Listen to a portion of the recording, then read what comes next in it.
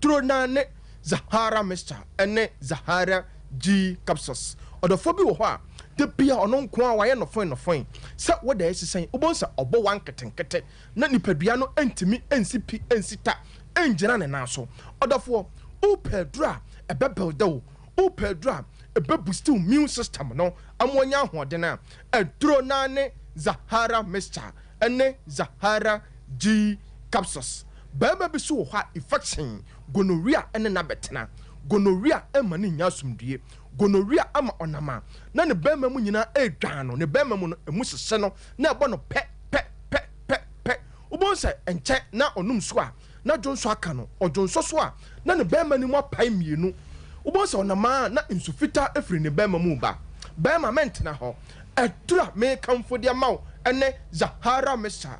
Ene Zahara G capsules bema bi so ho a enam yare bi te se gonorrhea syphilis ama ensansa agene bema na boso ubonse onama na oti na ne bema no nyina edwan no bema pe Zahara Mr. Ene Zahara G capsules ho akira kwan oba bi so ho a enam yare ne na betena ama ensansa sabi aguna himfie ho oba ko herbal shop sisia pharmacy shop sisia licensed chemical shop sisia osi yamma Zahara Mr.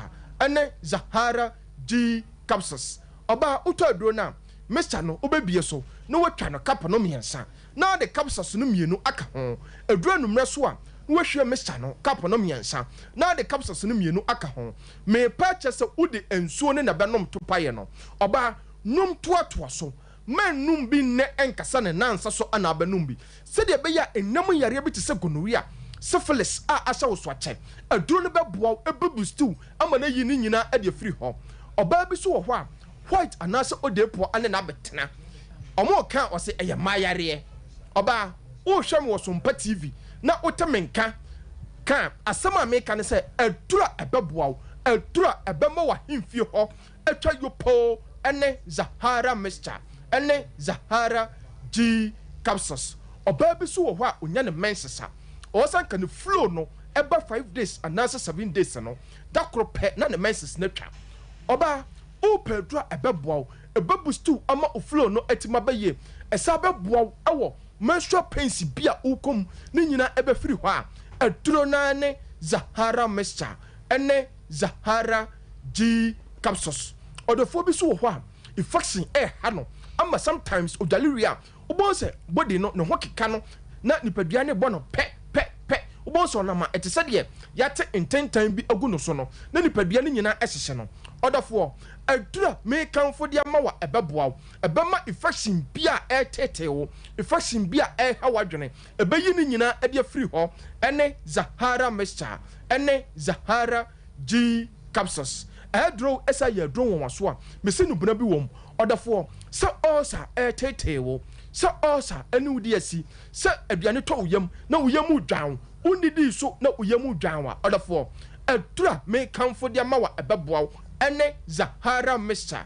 Ene Zahara G capsules odafo ya dru ya memadu no so se dru ya dra ba ma bia o se onya binom denti na me kasa se oya bema na wo ho na wo low sperm count na onkomwa na wo ho ayemre bema and the opedra abeboa a eye natural herbs ya de nubra akeka bom ade aye abeboa wa Tronane Zahara man capsules bema bi so wo ho a omre wo mpam aye na sometimes a man no etimi didi nkomo na omo twetwe no na omo frɛ no 1 minute bema mesrew pe Zahara man capsules akira kwan Zahara man aye natural herbs enya memedro na onoma na ohun sese woni bia enya memedro na onoma no wakoma ebo kim enya memedro na onoma na esa de yate ensanso no agu so no na nipadua ni nyina aye hyehyehye no wodia ne se obekọ herbal shop pharmacy shop licensed chemical shop bia benwo na wanya Zahara man capsules no oba no mienu anopa mienu anumre bema nom toatoa so se dure esa ye dura ebo bema bia ni sisi etete no ye nyina anim se obetena se obeye adwuma obekọ aba ni nyina agina sisie na Zahara man eye natural herbs eye dura onom toatoa so a ebetima boa sisie no oba no edura numre na oto san a Zahara man capsules no ebeboa etime boostiw amwadi mensa mwompem paama oba no ani age odofo mesa de your phone numbers no atodwa biem ebia na upeye nnoi bia ton anase nkomo bi wo ho frɛ yensisi a ne ebegye so 0246 34 83 34 0246 34 83 34 0248 56 93 35 yan nupai ya to pete oman herbal shop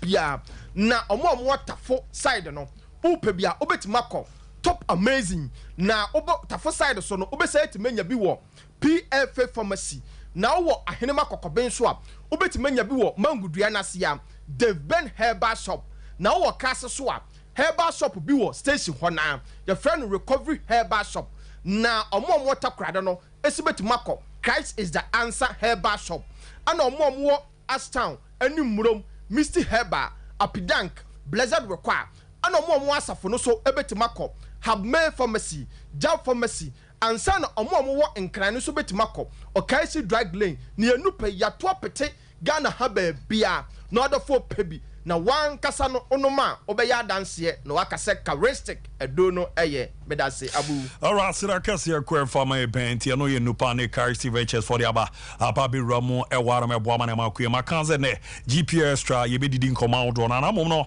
me Saka was in check, me banana draw no, my baba be na mahuomo, my bombardier, no Sompa Sika promotion, ye Jano, or Mwitimi Din to join air, caught na cocoto, the intentem short code no, a star 25. 6 star free hash star 256 star free hash na wa bomo de ramo uramero Sompa Kumase Sompa Sunyane Sompa Nkranza me ba cho ba ku be 5 Ghana opeso di a unya twanko abedi ntitwa no dodo na fa Sompa na Kumase ntu frɛ no a me twidro na mane pa no pe mi cheni pa no mako nan sika ti me bana ma ba bedi unkomo na aboa mane ma koyie pa etimi ramanti Sompa sika promotion ye dwaja star 256 star free hash na wa ram na aboa mane ma dadi pa great must be enterprise menka emfanchos in the Chinese tracks akese no ya bomode etimi de home spare parts no ababa be ramani na mo no obomode no wajibo ma so zen kan ni etukwan na kokoto this time around maboa edi bia ababa be ramna say nete your whole sino tracks no and afi Shackman ne de aka ka oni na engine housing na pe whole brake drums no springs no surpressor bar V-bar whole headlights no Shackman H 3000 headlights no and a tail list no obenye bi Shackman Air 3000 headlights no filters outdoor na am na afi so no hope seal na reboot no ye boa na nema de dadin so no etimi de ama na aboa na ntoto ye no so etimi de dadin na bibia akokama pa brake bar na pe brake port back and a brake port front no oil bat ni nyina no ye boa na nema de dadin so etimi ama na mo am wo Kumase so ame macro o sequence upon SHS no obo modern na wawramu na nema ade dadin pre etimi ama ntimu nkomo no fa number yi na ne omonkasa 0242 633 091 0242 633 091 0206 404 088 0206 404 088 Beku magazine okwa abo modern na wenye bi also number no 0550 630 0550 630 and asunyane so no odo ani chemo magazine wa abo modern na wenye bi na nema de dadi impede ama 0257 491211 0257 491211 yamboa na bibi anko ye fama champion divine clinic semenka ever Jose Romo maso na me kai way back 2012 wo zenye champion divine madaromo kamija muna ejuma de nyomo ebobu o papa ene siatika ho nkomo what transia ma to asinti no etwetwe for Romo maso no mbe na yaboa na wejana so nye no nko se fibroid na ne no ama wafuna ebibia wo a Romo champion divine clinic a ye rene aboa ma totuera koyie pa etimi era ma ode onfrefo wo no wa peba unya bi wo Romo bebi anema ndeda di akọ na ebi kra emre na okosua ne to no wo ha mu kakra na afo ni be man hia mu diem no ya na nema nkoyi emfa ma sa nema ni nyina ye beboa na ba bi wo se yedi si no ye de esi era ma nam ya ye omo etu ase diabetes na edunya pressure ekunkofo bebre ni nyina no ye boa na asthma eba na hepatitis ni stroke a champion divine clinic dwumade no mu di no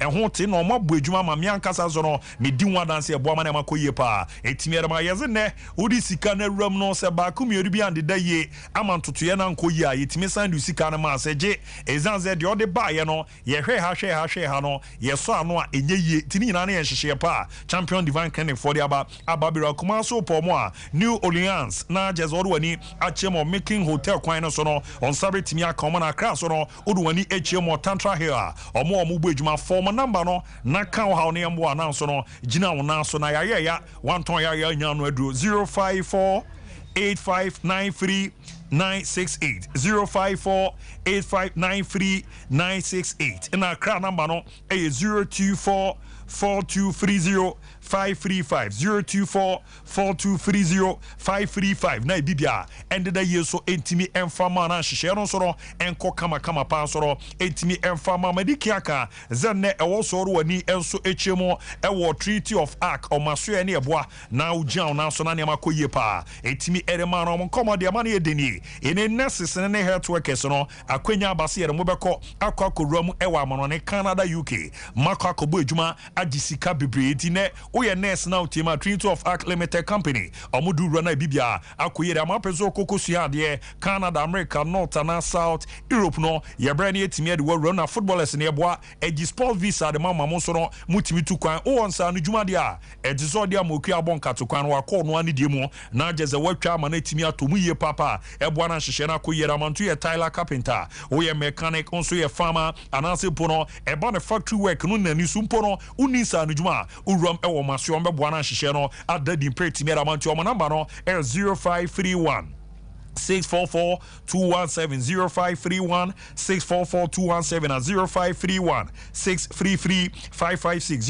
0531 633 556 na 0205 572 076 0205 572 076 kuma so pomo a adwa to masalechi omo bena report junction akaso New Market Road no Fidelity Bank first floor on say come to run yamwa na nyama de di impretimi afama wenye dumfie du nwotwe a akwanya na ba ramuna na kokotwa diska na simple kra ni na ze Betway abomode entutuedi ya www.betway.com.gh www.betway.com.gh wenye dumfie du nwotwe a akwanya ne dam de ma so be ram no akọ international matches no ya biere atum na so no watimi ayedwuma restaurant no ye the Betway coding golden code promo no abababazi na ube use the golden booking code na simple okọ mo site wa ye obebi atwo 100% keke so okọ abonsi code ne da ofa emfa bi nka ho enyi bi mfimu utwa no 1 Ghana kokoro 50 Ghana ni edi wa osika no ye sent me de ma na ramo mo aboni vanda biawa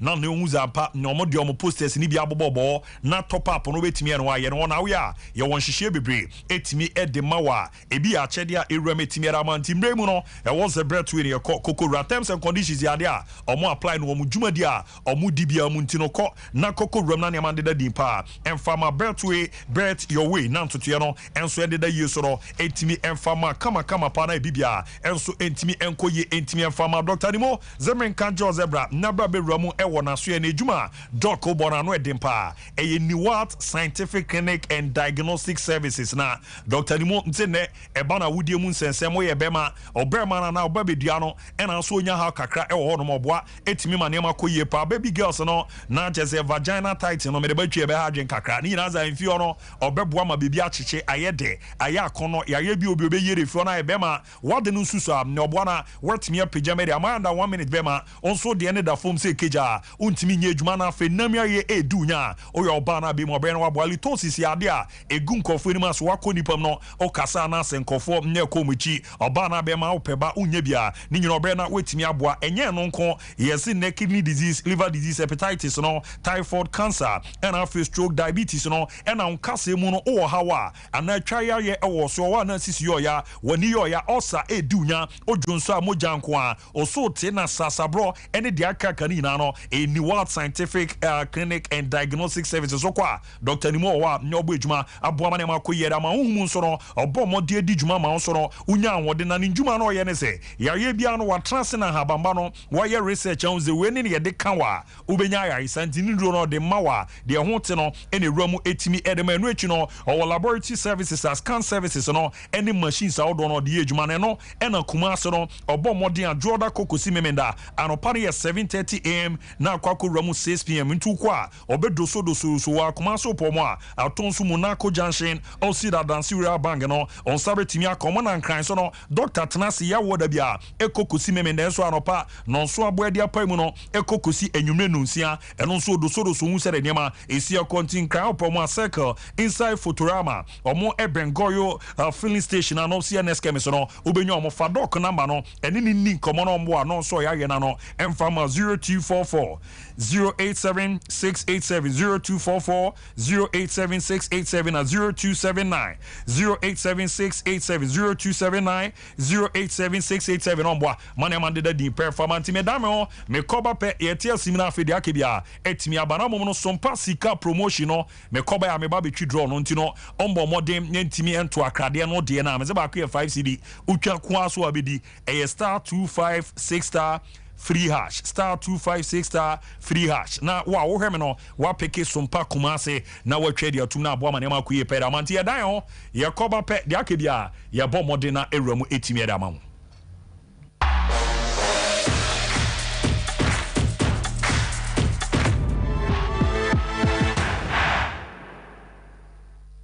Betway is your gateway to a theme park full of gaming excitement. A whirlpool of wonder where your favorite games come to life. Where you can take to the skies with max payouts that reach into the millions. All in the palm of your hand. Visit betway.com.gh. Terms and conditions apply. Betway is regulated by the Gaming Commission of Ghana. No under 18. Bet responsibly. Betway. Bet your way.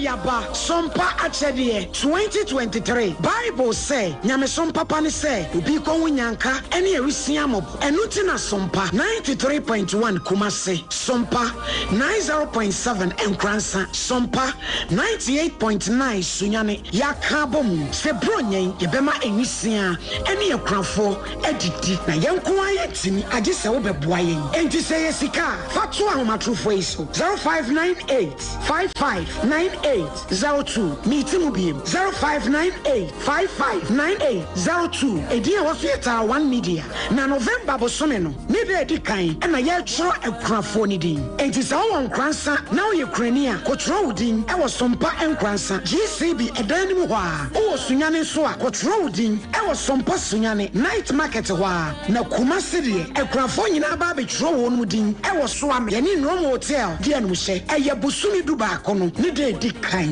na dwumadie no akasa de bronya bosome ne de to so aduonu ba ko ne bebodwa trada na de mo de tom ye no ye de ama ekrafo yi ne wadi bibi wo 1 million ah what about akoko me ba to akoko na de abomo na me de abomo no so ani anwane sadi si no so nyame nhira mo pa boy ade pa na yesika na ye tuma so a wo betimi de aba afenso se niema bi ense ye ti se mo ene anwa so a ye beji mo amu ye bi afie twem no emu adanse de de mo amu nim Sompa Achedie 2023 abusuafo yamfa ye ho hyem na propose prepa obodu ponko mu ye nyankopon obeyiye wiye Sompa Achedie 2023 ekunafo ene enyanka ne so wo mu bedidi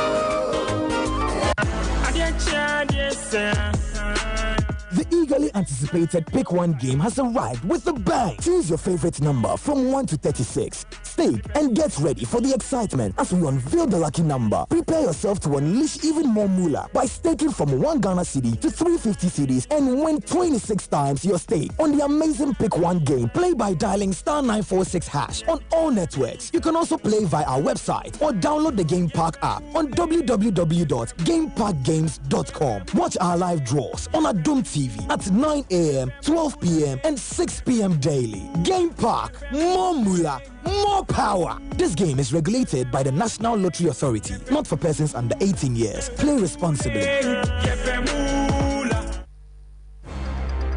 Wahese wako shop akodi dwa hodo basket ma emu provisions ene nyoma hodo ehia opa we delay musa edru so na ukotua nso a yaka kire wo se untimi nchante ye mechance number na so ya keke na mom o de Vodafone cash dia uni how cry yaka ko bia say dia untimi de Vodafone cash etua mechante bia or network bia so straight direct sharp enti say water provisions fuel inro iniane metrese bia opese wo ye bia no Vodafone cash ama na ye mremremra ma o ye hia obeya de se obeda star 110 hash netua ka ko mechante bia ho e wo network bia so Nia Vodafone.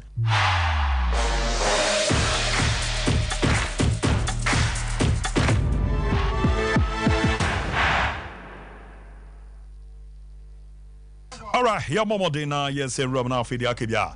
Emra kama pray to me and for mountain mere na men shall see in cheese cano. Said me kana mema nipa no emma kumako enai ene sikati no bibia de dam ni adia. Di more na ye shall see twidro no. Ti ma ze bibia de dam amom yenko na yenye bi onne no minimre ansa na Ricardo abana GPS tra no ya bomode na etimi asha ze diri ma ye ready amonya ne yenko yenye ne yenko na ne amande da dinti no we no Sompa sika promotion debia me transia na ayewu ya mode mo no de de mehena Master Ramani Madana, my Saba industry, cement controls and the quality of our products. No, Broma Sue and Omodia Baba Rameboa, Manema Daddy, Pretty Medama, NS ointment, no, and your banner stretch marks, Abamodia Jubodina Boswayana, guys, no, a tenium off, Pimpos Aju and Maboswa, and my body no near Mandi Daddy, where you are board, you say, where you tinan someone be a go on Nantema Propro, and I feel so crown on Pampa and Buo, and also create, you know, Honame BC Basa, Coco, SCC Bibia, and a mana Mutihua. Ewasi and the Pampine battery. No, Yabema, Utuna was a pa nepa, Unya NS ointment in be. Now, Pomodena, the Sherma Beboa,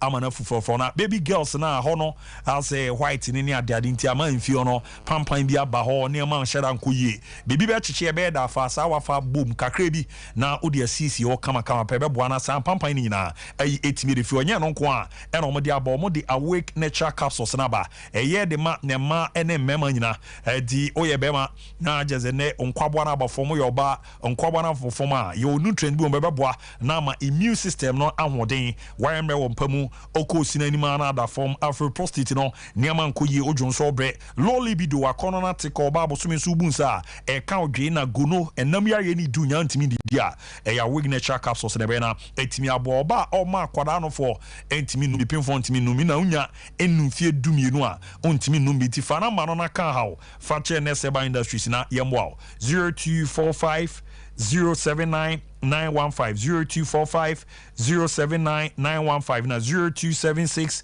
537 701 0276 537 701 yambwa na man de di pen fama kra o kan shi drag lane orwani nechema na eze king walk and adwani so nechemo e wo rebash ventures baby say tenatit any baseline pharmacy nisi pharmacy any rejoice orobo modern wako nyakwa kojubi ko for idia Gabson pharmacy delight pharmacy and afino drug right pharmacy and Beno pharmacy and Koko Owusko pharmacy Hillside pharmacy na BB pharmacy Kaswa Air Tribe of Judah na Kumasano Denny Pharma Misty Eba Kolinak and afi have me baby sono etise Chris K Heba onyano obo modern wajibi na niama dida di impre me edi amara from Ghana Limited zemenka fanchoze na kokoje mattress papa na daso nembwa na niama dida yesoro etimi enfamantino mesione Ricardo Mohena momas enjoy him was a chairman kwano meboa bi waze aye yi ba kwa nembwa na bibibia dida di ntino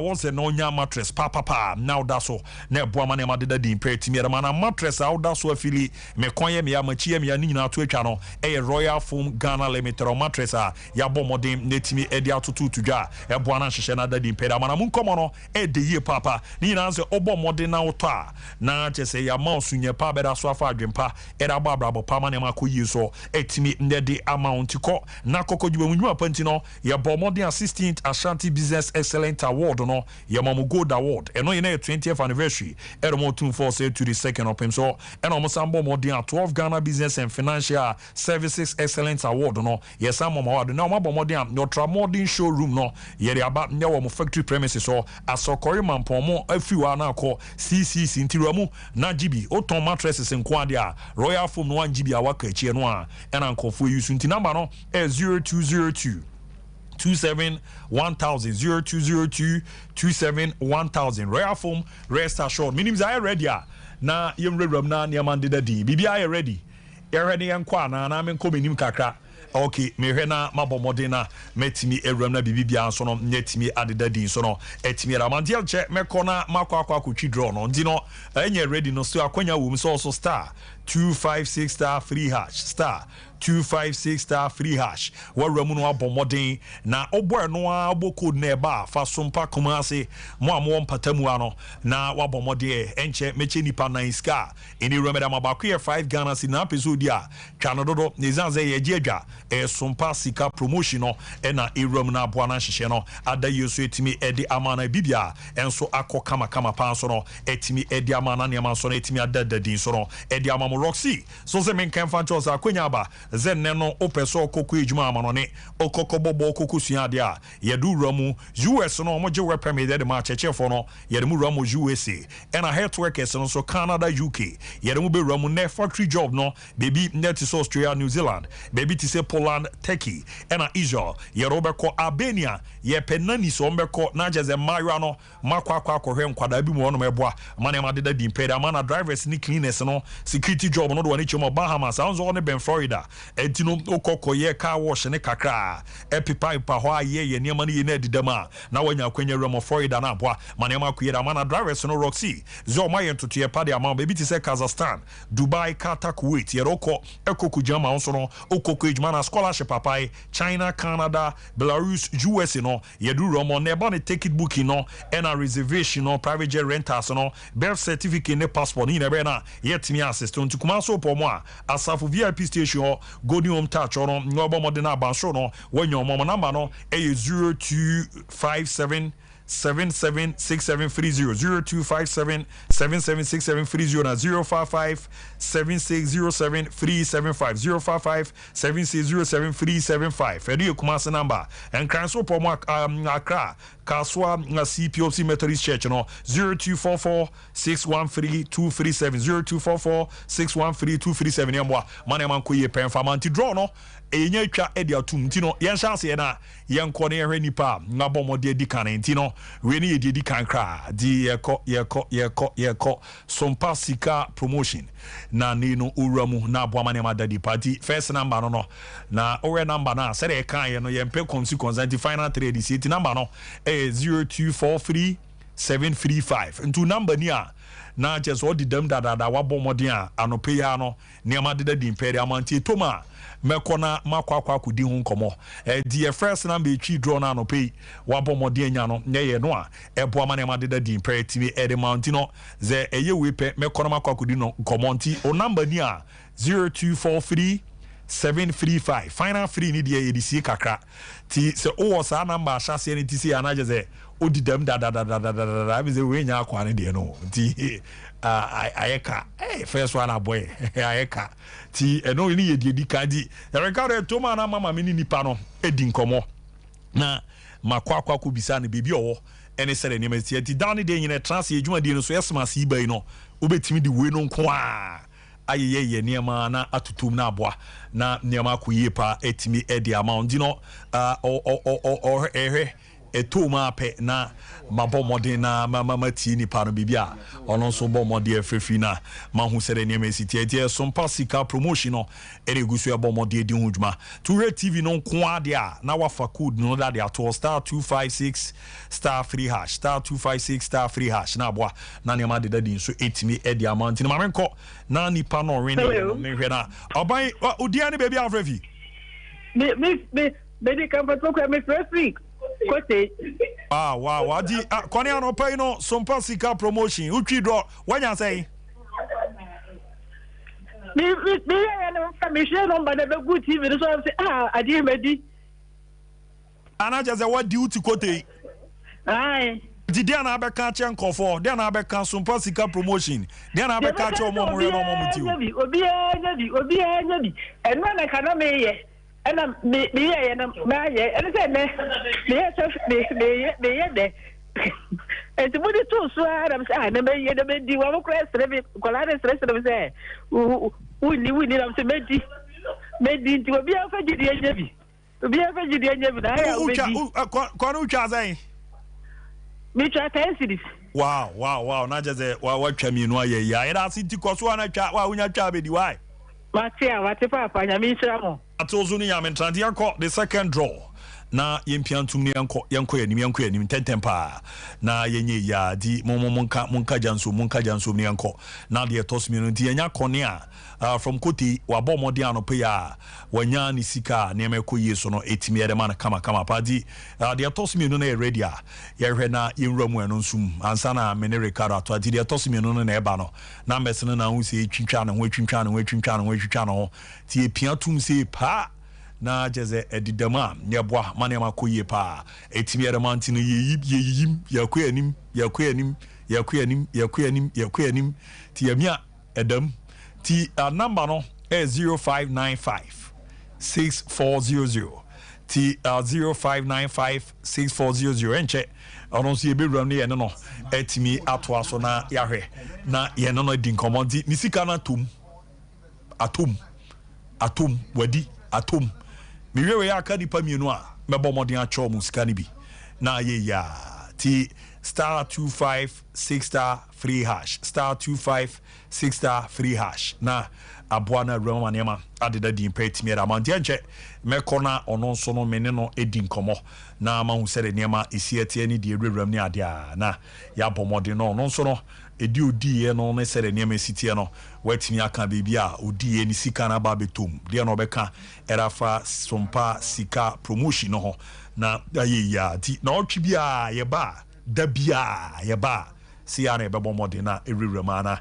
niama de dadin kama pa etimi edi amamontimu nkoso ana monhwe ha na mombo mode hu sere ntotoye no esiete etimi we na echema kwa aba na me final two no metimi aye na aboa na niama de dadin tie to ma pe mesen akona me ne pimpa na nipa krona wetimi aye we no me ne no ngadi nkomo na ma hu sere ono nso no be kan de afa on ne de wanya ne ade a me ze atumbat onye we ya di enche danye we no mommy anko the third draw no yanko the third because renewal na yenhwe third no na yi ze nya we ni we ya ne ade a ti anye we okay di ye mienu se di aka the final two a me ba be ti no onye we ya betimi abomode na wa join it star 256 star free hash ti mame ko na me no eni nkomo ni nwramo me ba cho pombo ko de hello ya za pombo ko de ewade adom bi aboko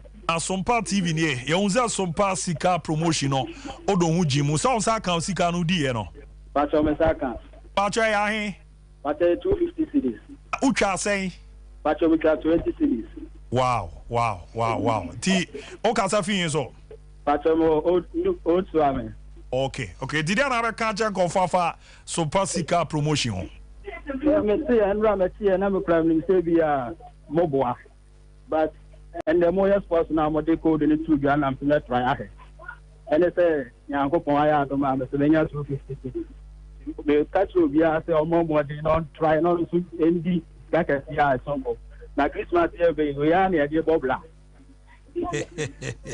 Martin Tura koso atwa na nya twa nko abedi why but that's all senior Mate dia no ye Sompa sika promotion ti code no fato star 256 star free hash star 256 star free hash na we ramna ne ma dadi ndi no Ricardo ze yakwa pem oya de na de anya yeka di Ricardo bra na ye hwe na ye ram kakra zana biki abana de akebia ato aso kama peti bia de ma yarefo ne etifo me za de no sere ne ma city no na sere si ko no ade na ye ya as I wadu ze onu aso ye se ko fa chiri dia gusu ba de na mfa sa 10 times sa ana de na mfa no she edi on Ricardo Is that open ball called there? Oh, Yamiadum Bibia fine. Yamasu Sheye. Oh, Bibia, come on, Abu Bibia. Family Mukakrena.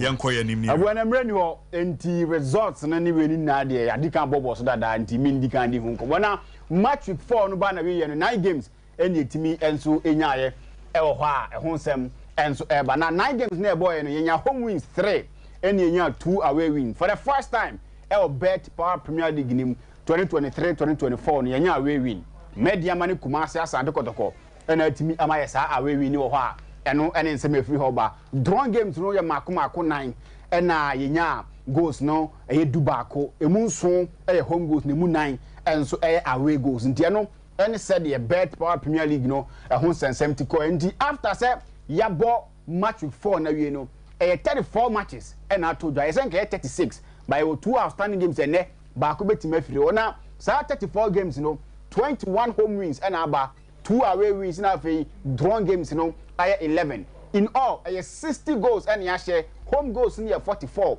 away goals near 16 half first half goals, you know, 24, second half goals near 36. Yenya on goal, Yenya 7 penalties are penalties ni nano, or more answer to me are converted 127 yellow cards and 3 red cards. And ultimate PM El Bet Power Premier League. Now her top scorers, you know, saying the CTM, a branch of finals, Stephen Amankona, Asher 3 goals. Evans Adamaku Redu, Asher 3 goals. Barima Ba, the new Chastel, I don't know, or no elsewhere to match 2 goals, Navi, Ronald Frempon, 2 goals, Navi, Baba, Hamidou Musa, also Etimi, Asher 2 goals to her. Clean sheet, you know, Benjamin Asari for Great Olympics, L4 clean sheet. Emmanuel Kubi for Team Bofoka, Enso L3. Thomas Kwabena Osai or 3 na fe Solomon Agbesi e wo 2 na fe no edidi so sa ho ha me de ho nsem e air 2 anim ye ko match week 4 anim no ye of 4 teams are ye starting season no omuntimi tasty defeat Kumasi Asante Kotoko akotwa bakum against Accra Lions enu nti say e 3 teams pe no omuntimi di ntwo Accra Great Olympics lose match Bofoka no lose match na fe team e fe no Pando Heart of Lions omo enso entimi lose match na oba ha na ha no na ya na ensem no enso team wo no Accra Great Olympics league na yebono they are the only side that 2023-2024 season no concede goal there be 4 games no wabono omo concede goal eno ene se dey free ho ba me the air 2 anim ti omo bo mo ho den pa enso timi na ohemu a Accra Great Olympics ene Bofakata no omo any teams a omo wuramu wa we a omo concede goal. Wow. Yes, indeed. Bofakata no afi enye flu komo bo mo den omo ya Accra Great Olympics mo den bo no enso ya de a e wo soro sanso na wuramu Heart of Lions they are the only club that they are yet to win a game.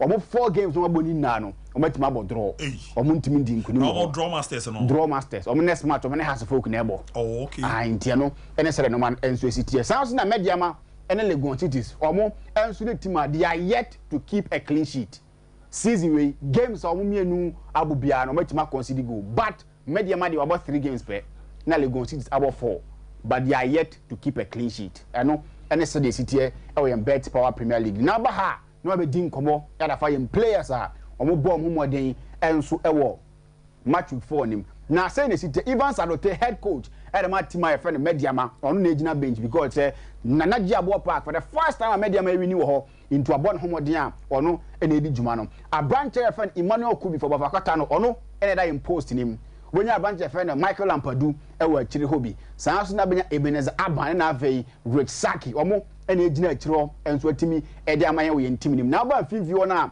benya abante a friend Ashikwe for Great Olympics benya Shoka Mohammed enso for Accra Lions benya abante a je friend Samuel Tenedu enso e wo Legon Cities na afei omo enso gyezamu ha omo bo homoden enso atimi ede amaye na wuram e wo animu ho a benya abante a je friend Abdul Manaf Omar Ronald Frempon na afei Jonathan Saki omo ene mrante a omo enso ejinam enso atim ede amaye na o ha we no Jonathan Soa. Yeah, Jonathan Soa. Jonathan Soa. Mediama. Yes, Mediama, Jonathan Soa. It is a penalty. The man said about Emmanuel Kubi, Michael Ampadu, Ebenezer Aban, Rich Saki, Abdullah Nuruddin, Asante Kotoko, Ashikwe, Shokan Mohammed, Samuel Tenedu, Abdul Manaf Umar, Ronald Frempon Afe, Jonathan so amone mrantie duba ko mujinam enso tima boy homaden enso atimi dia maya eno ne se no ano enso siti na wo hwemu awe eye Bet Power Premier League wi a ni amu akonya na won so watimi ato aba enso watimi ho ndi sei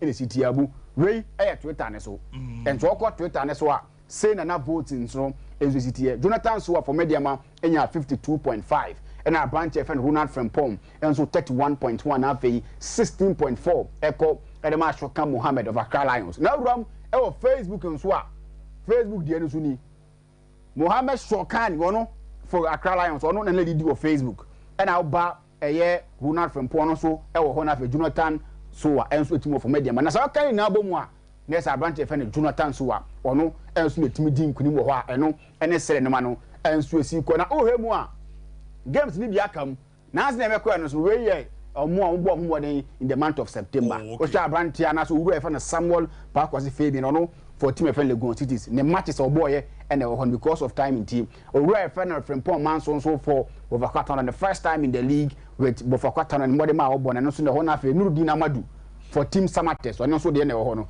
na player we game eba so na player of the month to say ne city a branch FN Saka Dauda ono for Bofakatan ono so ginam ubenya Steven Amankona ewom Elijah Ade ewom Baba Hamidu Musa wom na Evans Adomakuredu omonio mo ye in month no ene ho amede esos watimi da man do here after the game back one come no ene eba so enso e wo theater of dreams da we ho ena dream service enso ni nso atreman enso airborne na sa afi ya benya 35 matches na ka one game per na afi 36 games e si nya after see about match for you know yetimi abo ntia busom na monto aso mate mera se party a Jamaica bebana wa ba be na wa bomodena ye ramu kama pa zanze refwa na edidi din komana mom no na mixer 5G na mizo fruit drinks drinks abigama so na edin pa mixer no ade be mo ahoden sonko ogian na so na dwuma de bia odi bia wadi ne kama pa ga na o ma adwen na de benya no grapes no yem niam na ye na jinsi ni yintini ma moja no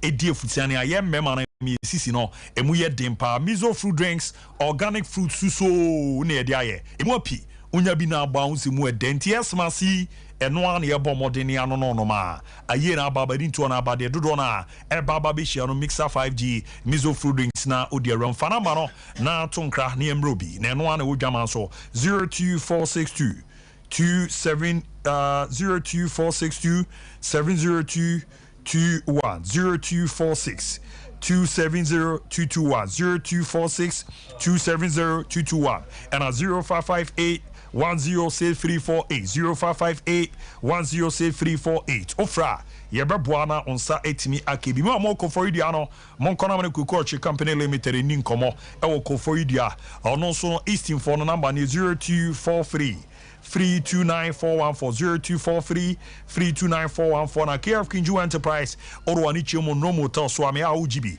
The number is 0544 483-392 0544 483-392 Manager Daniel or 21st Connect Ubenyebiwo and a Mama Esther Outcome Royal Ventures Watra Baptist University no Unyebiwo na PNC Ventures Anomanje Taxi Station no Osi Charity Hospital Janshu Ubenyebi na face no na Sachi Enterprise or Wanichimo Asafo Binchia yebwa nanema de impere amosi VIP car park no wajibi nanema kuyusoro etimi ediamana na express group semenka nyemfa nchoze okwa kosia dia wa manone okwa kotra ho abu ejuma akonya na betimi area ma yes na study abroad okwa ejuma scholarship yebo aje and afesu kra no overseas admissions no yebeje dia ma visa assistant take it on sense na say okoto ana okwa kojo wa home wa manone no na express group for and abomode de san hye na remeda ma countries no baby ti say Canada USA, UK, Australia, na baby to say New Zealand, Germany, and the Kauni in a bebwa, Manema Kuye Pans, 8 na international exams, no,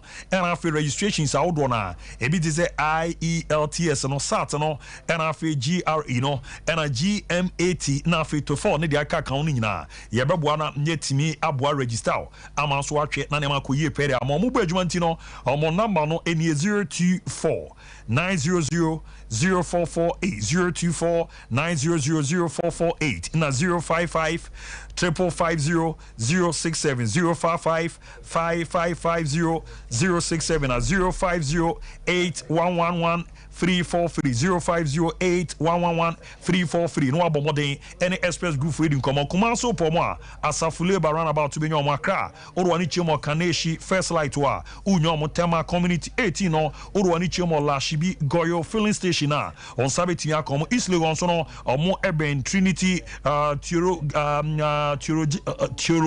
Jeka okay Trinity Tiro Jeka seminar obomodin nyom takrade orwani chemo market circle wa seat na just hot Ernesto fast food no obomodi nyoma na sunyane so no Silver House building no na just omo ben high court no Tamale omo Tamale technical hospital na bibiani omo eben court no ntiruamu na ne express group for man man dey so entimi enfama Vodafone semen kancho za kwenya na ba zo bebo modern na wetimi ede wale no etwi omo light bill no na simple kra ni nyina ne so be da star 110# options and about option 4 and you make payment where we no options about select option 1 a pay bills after no what select option 3 utilities now room now finally no options and about for 2 no a ECG now where we be complete prompt no na bo ma ko ye pay amount and you share Vodafone for the abanamo no almost your mo use ECG smart meters no kwa and a bit me use na bo ma ko ye pay amount pay for your ECG bills with ease Vodafone further together na niama ended the print me from anti be out to amamenko na me nin komo akra na niama entimi ended the pa na me my car sai bodu entimi ento aso refs wa ni miki ze bi aboko de abonya dum bi dai kama na also me so me wa dem pa mami jamu ma na mo to aso no within 10 minutes ni hu se na nyoma enso esieko now over the weekend you witness say GPL matches na de bia se na na ayesua de enti ye manetra GPL na game kese baako e baso was Arsenal at home against Manchester City. There was a controversial moment. Now do na gidi say was anka Mateo Kovacic onya red card. There's a tackle no the coin na referee no gina finfin e man yellow nti ref me pese ye hwe. Now ankasa fa onim de no fa analyze the situation ma say tackle na a red card and na say a yellow card na anisa. Ye we am was question baako be san so kan.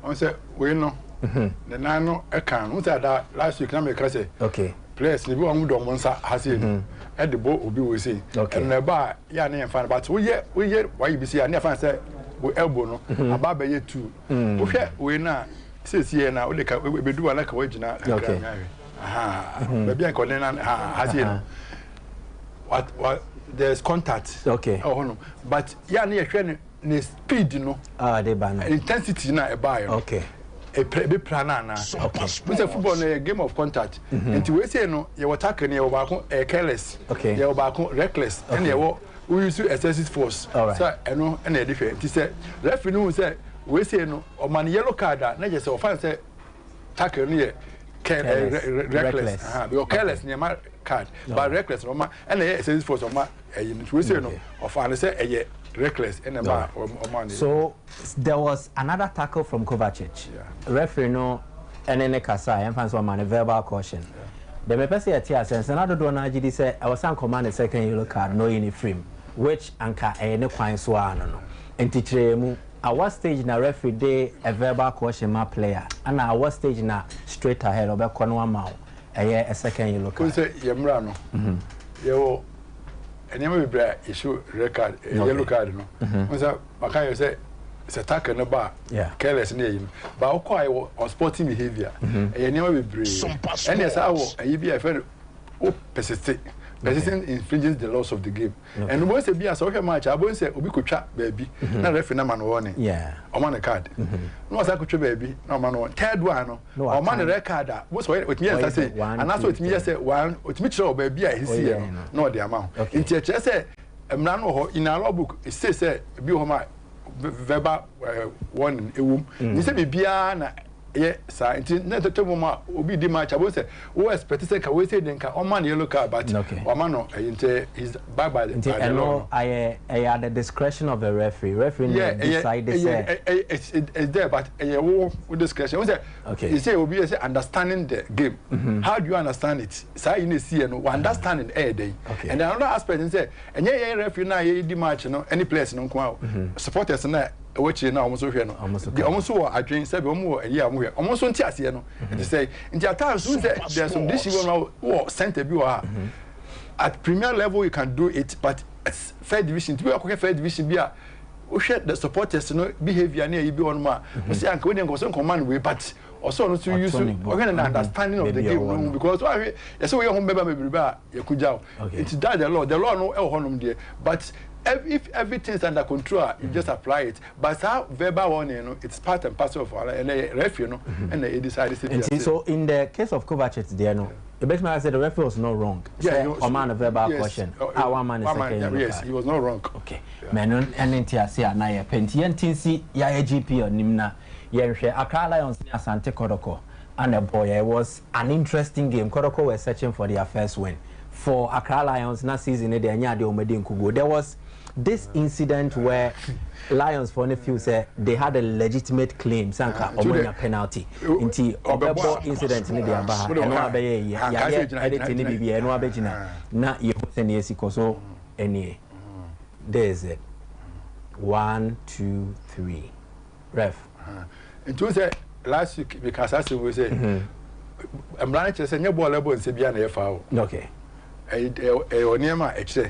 Now, first, a power say, player now, here be a new chance to see. Oh, Bobola. Mensada Musia, Mintimia. Okay, so Mimi na me defender. Over ball shot. Oh, attack and I'm defender. All right. This is a damn you say, oh, Bobo, Mintimia Moshi, into a bomb a bomb in Sana, Wintim say a foul. That man found to it. There be said, a year, me ba, and I. We are no oba. Okay. So emotion oba. And to be honest, or Nama and Sadan. All right. Have you seen it? But say a watcher. If I say, wait me, I don't see another me about say a short today. So here's that situation where you realize a bonanza. A bonanza. Mimi who say a dinkai fan in Nantim. And tell you, no, okay. Who's a born a born in 9 and Sana airborne and son. A born in 9. Who say we say and then. Mr. Maker, I'm 1 and 9 o'clock and open side street we are counting because the distance was too short. It would mean no idea what searching and Sano. All right. Until we say no, open appeal for penalty. If you say, and yeah, it will be quite a think center circle and cover a foul. But now, say a walk penalty area, we say in penalty area, will be a percent was a penalty in Nigeria. And this is how I saw it. All right. Free or not, Yambra to another one. Bechem. And so ne Mediama and a boy. A similar incident, so I guess no cranya ball, no or ball short.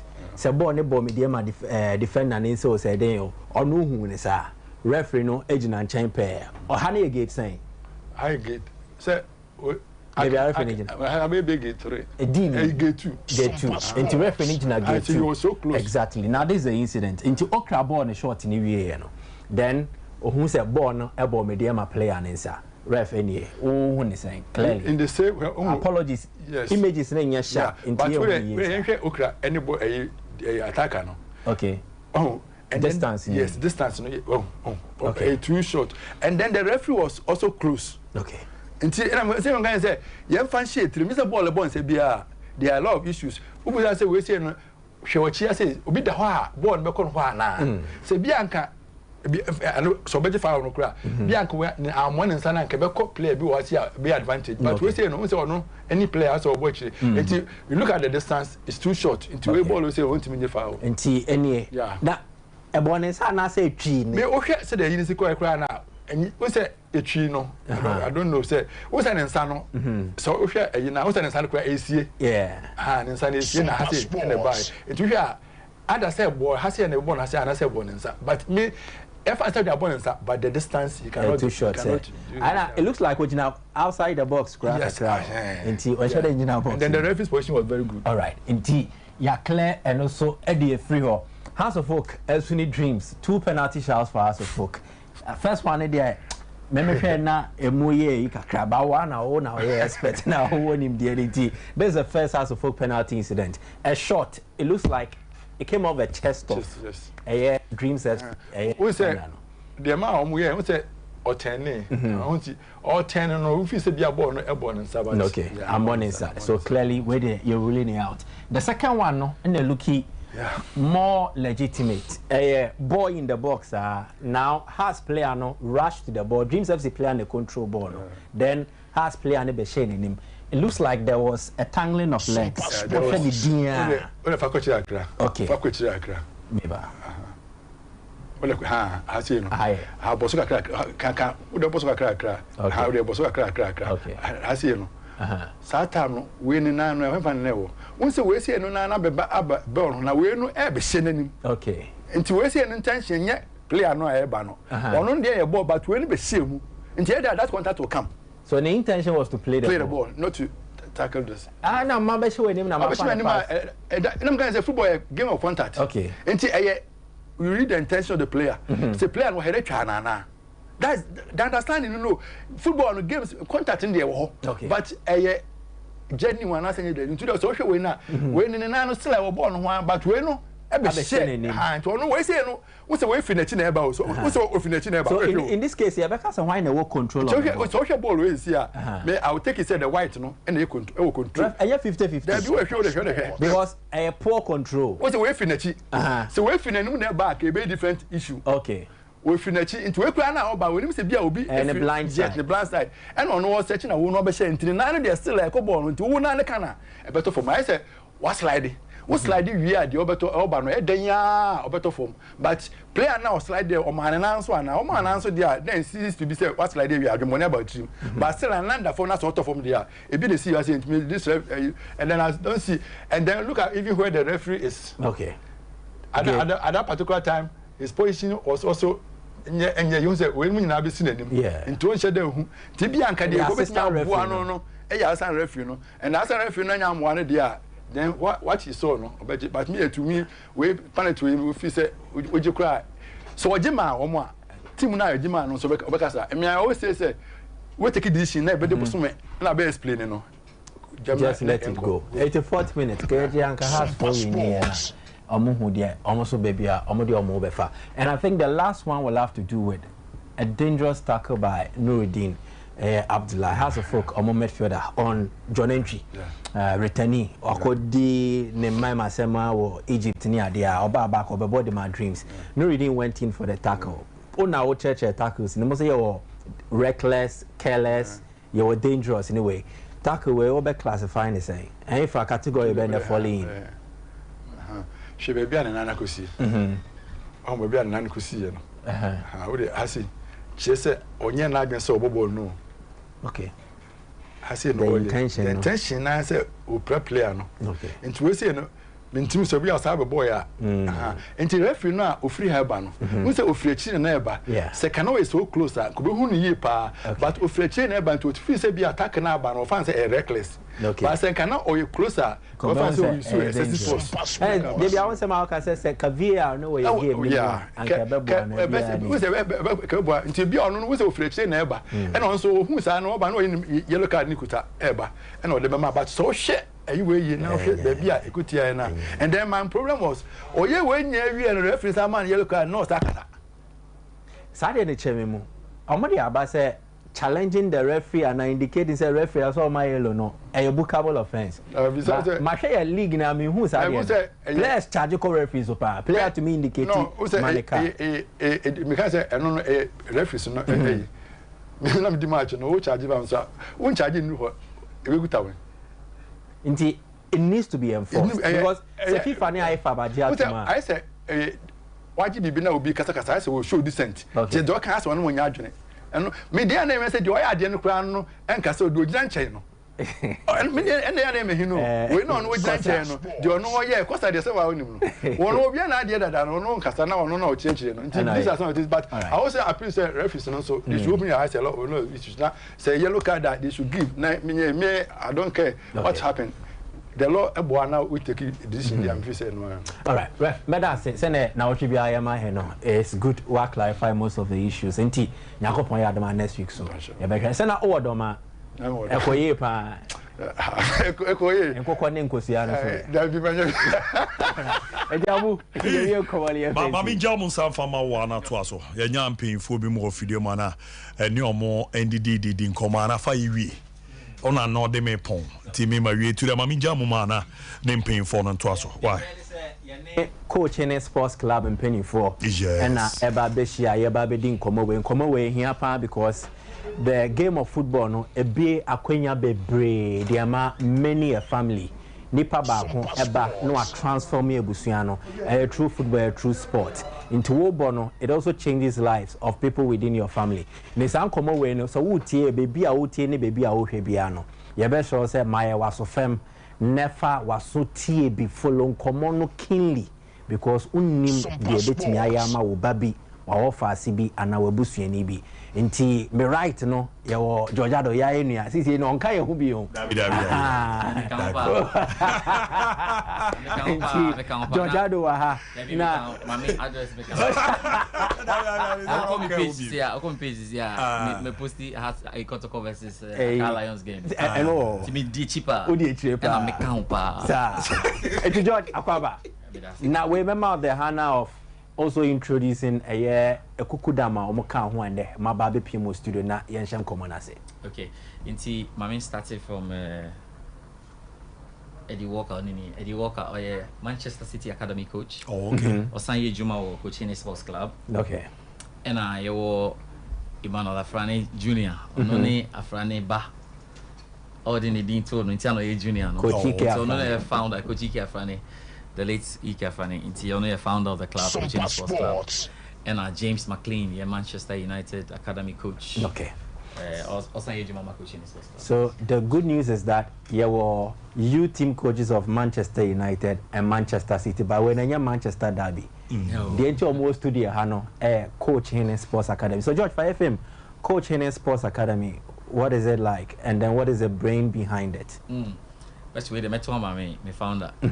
Na Debbie mama started very important. So better from founder no because you're bad the place where BBI by na family house near BBI. Mama Afrani Junior na mama story no Afrani tell us. Emmanuel Afrani Junior Okay, I'm the coach in a sports club. It became me do say for Benya out there mine. Coaching a sports club a grassroots team. Okay. England, Manchester. Let me say you can't Sompa Sports. Oh, Ben win man. Microphone. See, let me say yeah. Okay, yeah. Let me say you can't say teams are grassroots level Manchester coaching sports club one of them. Okay. Because of Nkolai producing my professional academies, Manchester City, Manchester United. That's the reason why you see these two guys here. And in terms of performance, and so coaching economy. You see that Kaka make for coaching on. So emrebe na unya sa team powe say ODBB say ba out na botaye ben so na net tie chirisa. I mean BBI is in an of me papa. Okay. I think that me personally any Ghana nyina me can say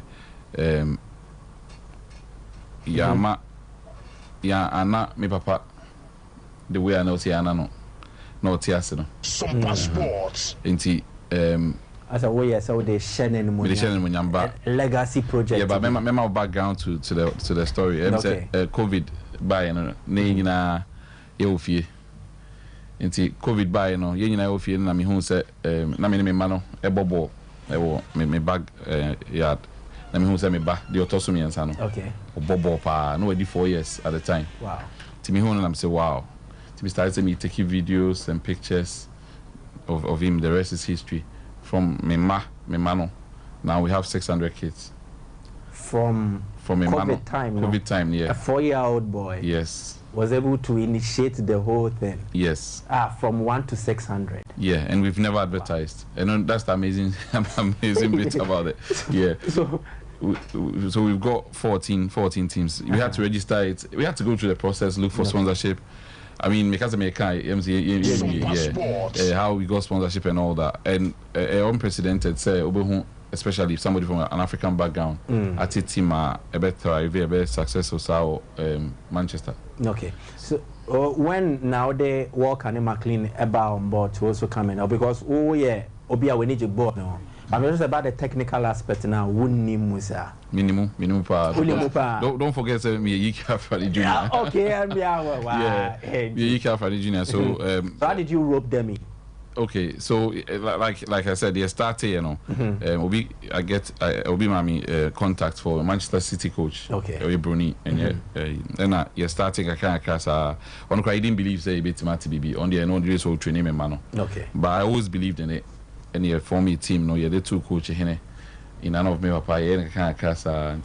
You're starting a kind of in the World Cup. One day me one by. Say wow, or baby, any training, no? And coaching a sports club, baby, training, very close to Etihad. Okay. Very, very close. So one day I'll buy and I'll say he wants to be part of it. And see, that's how it started. I can't cast true coaching with the World Cup, Man City, Man United for buy until I'm going to fight the World Cup from coaching. And who now was sporting the call? Yeah, he sporting the call. And now he's one of their looking after from 6 to 8 years academy. Yeah. So it has not just been about the playing talent, but you are also paving way for youth team coaches to also have an avenue or mobile harness or more potential near the end. Yeah. That is very impressive. Yeah, but, I mean, the reason why City United are showing interest and your trip here, it's in collaboration with them. Okay. On my own permissions, the reason why I'm showing interest is within 2 years, 25 boys have signed professional academies. Sompa Sports. City are signing about 7 or 8.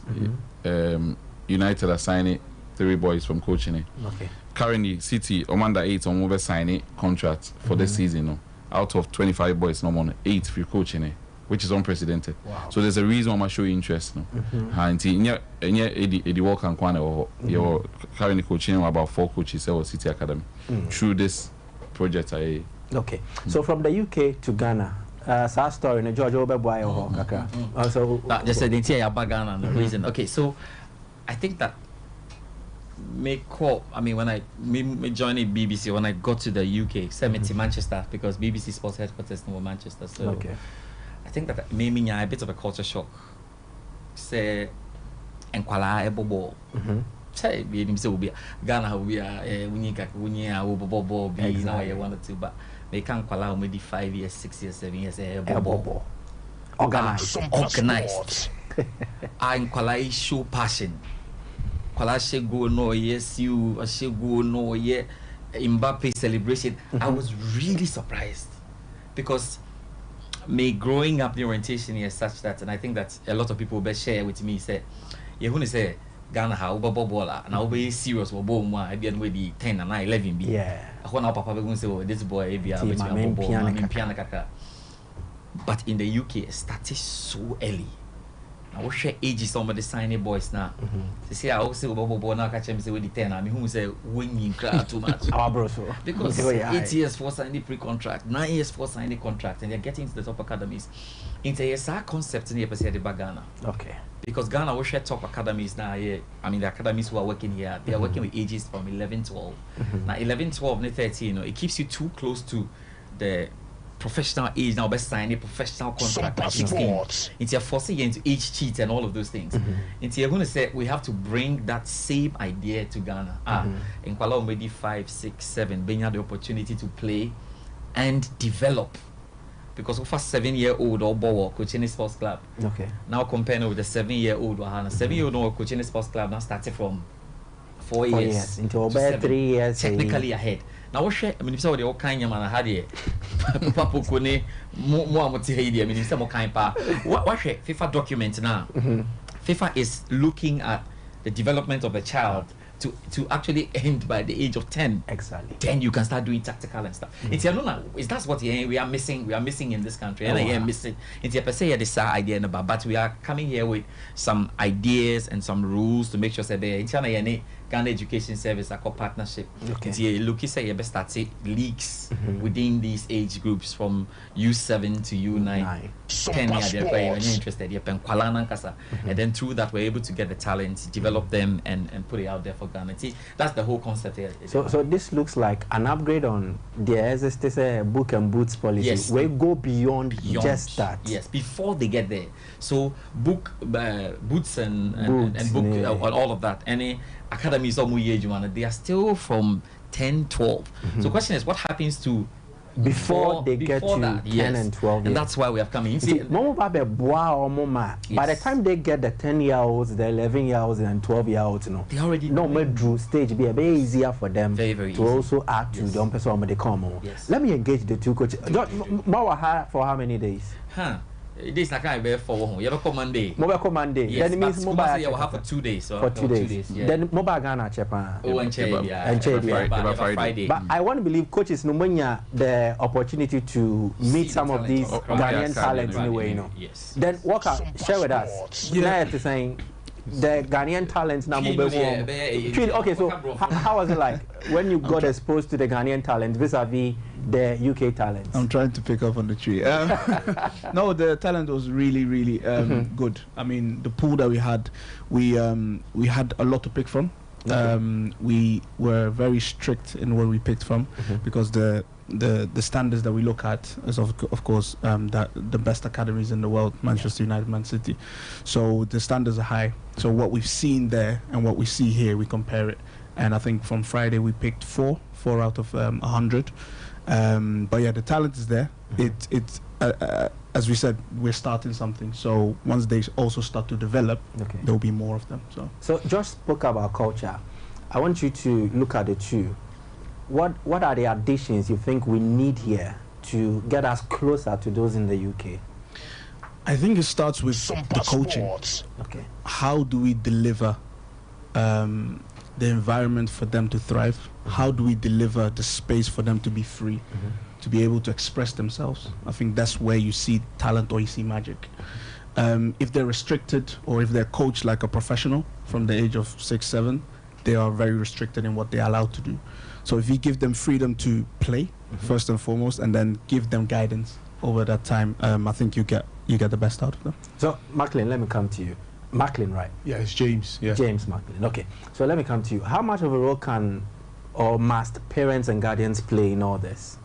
I think parents are the first pinnacle point, because parents, if you leave your child to start football at the age of 10, I think you've taken a lot away from him, from her as well. So what you can do is get them starting as early as possible. In the UK, some even start at 3. It sounds ridiculous, but the more they touch the ball, the better they understand the game and enjoy the game a bit more. Okay. If the ball at the feet is more easier, then I think when you express themselves, yes, they'll be able to express themselves even better when they grow up. So yeah, interesting. The parents pay. So George, in community the videos almost show no me who under 9 stars champions, me who under 7 stars champions this year. That's last season. You won 9 finals. Okay. You winning 7. 7 out of 9. 7 trophies, yes. And unprecedented. Also, say World Europa, now World Champions League, now World CAF Confederations Cup. Okay. Yeah, the top. I mean, elite football for UEFA trophies 3, Champions Cup in FNDA Group, but it's FIFA 3. So that's why you see we are the best in the Northwest. It's not just a year, but you're signing 25 players. Yes. More teams in the showdown. They know. More showdown. Man City, Man U, they know. So response from the two clubs, net is saying it's fantastic, because they believe say you talent. Okay. Because almost share the way, BAME, Africa, Asia, all these guys are going around us on mobile ball now. Yeah. They suspect that there is more. That's why we're here, to show them that there is more. Because when you saw originally Europe, most of the European windows are scared of coming to grab talent from here because of age cheating. Yeah. So you're starting with to work out. Address that issue. In business partners say we are about to make a cry because I'm going to be school park. Okay. Now, you in scouting session. Okay. Until what you do is that you register. And as I won't register, you can come there with 200 CDs. Okay. And your birth certificate. Birth certificate. Yes, very, very important. Okay. Then we will go through the session. We are very outstanding, players on Maba. Okay. And it's open to a man and a man. Yeah, partnership with the GS. All right. If you know the GS, you are more of the authority to select 105 kids. 105 kids. Yes. Same Opokuwari from 8 a.m. You know, football clinic and see a share you penny a coconongo. A big one. A big one. The Kai editorial be a Papa Pukuye on the late Ike Afrani. No, Kase. Late Ike Afrani was traveling the whole country. Yeah, basically. So we are ready for that. That's why we're here to do it. Inti, I mean, so do you become with I say interview no me. Memo no way trinity Eddie Amaye. So and then from 12 echo, maybe 1 o'clock. So movie I'm going to for yeah, different area. To move your phone by 2 o'clock. Yes. Opokuai. Momo like a scouting session for the kids. But it has why registered that. I won't register. I come with 100 cities, and then essentially your birth certificate. Very crucial. Very crucial. Then Ochina also you team up with GS Ghana Education Service. Or more than 105 kids saver. Then you run a football clinic for them. Right. Coaches from Man City and Manchester United. But if I want to get in touch with Coach Hene after this conversation, me say me would differ down comma. Any number to call, any other platform or channel via on social media. Okay, luckily, you post us near the 2 out and there are numbers on, so you can call those numbers. Okay. But again, so you can go to our social media. We are very active social media. Yeah. Until you put a question, you get an answer instantly. Do it me on social media, and so I think that's fair for now. Until the flyers, me invoice we have a banner. No problem. No problem. So for at least the flyers and all the social media, Coach Hene Sports Club. Coach Hene Sports Club. Okay. Typing Coach Hene Sports Club. We're coming up on Twitter, Instagram, social media. Yeah, but to me, raise team 11 BI. I know about Coach Hene Sports Club. Yeah, we should have a city now.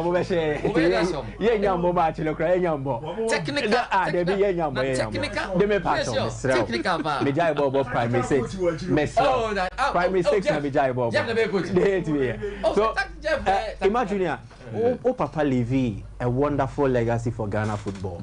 What share you made say? There now be person or be catch or be bia OTA bia. I had here. Papa is well cherished because of Asante Kotoko and then Ghana a Black Stars here. Then I will catch a domina. Well, me believe it's a BBA so solid foundation I bought. Inti ya kind of be on Joy on GT everywhere we've been. We've said say expectations you measured. Okay. Yeah, amount for get carried away. We want to take you one step at a time, and that's exactly what we're doing. Okay. So the person and say we pilot it. I heard say equal. Like George said, say you be under 7 league to an 9 league. Then we take it up from there. And Colano be excel, we don't want to make any promises, but it's likely say summer camp every summer. Manchester City United